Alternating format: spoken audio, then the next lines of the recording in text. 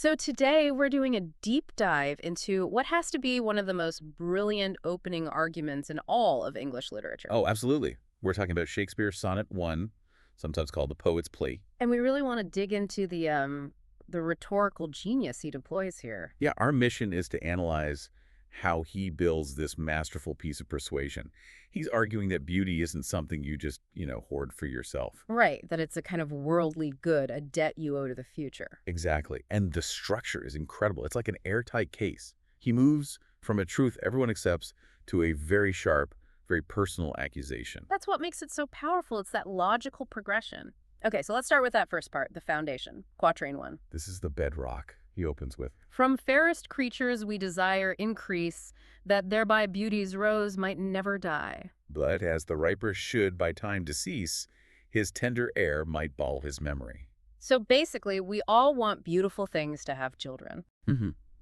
So that when the older generation dies, their memory and their beauty is carried on by an heir. It seems so simple, so logical. And that's the whole point. It's the universal premise. He's starting with something you just can't argue with. It feels less like poetry and more like, just common sense.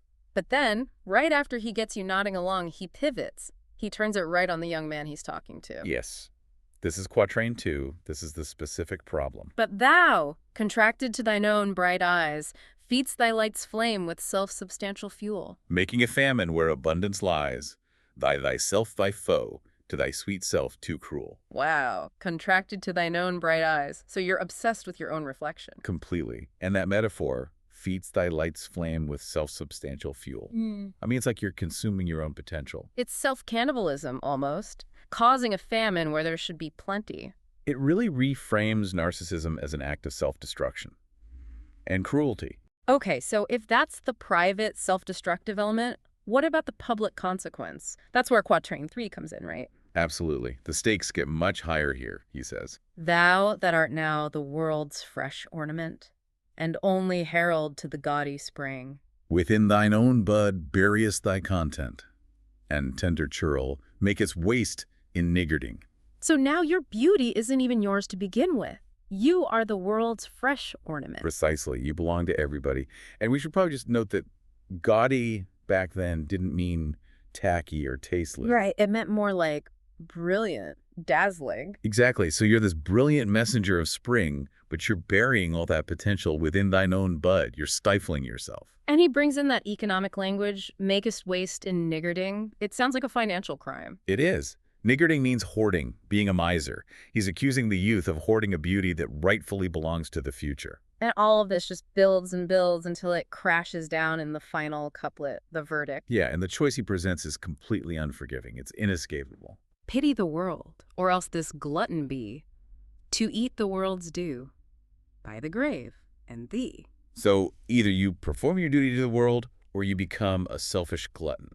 A glutton who's basically in cahoots with the grave. You're helping death destroy what the world is owed. It's an unbelievably powerful accusation. But what's really fascinating is there's potentially another layer here. Oh. Well, this is a great thought to leave you with. Way back in the 18th century, the scholar George Stevens suggested a different reading of that final line. Okay. He conjectured it shouldn't be by the grave and thee, but rather it should read, be thy grave and thee. Whoa.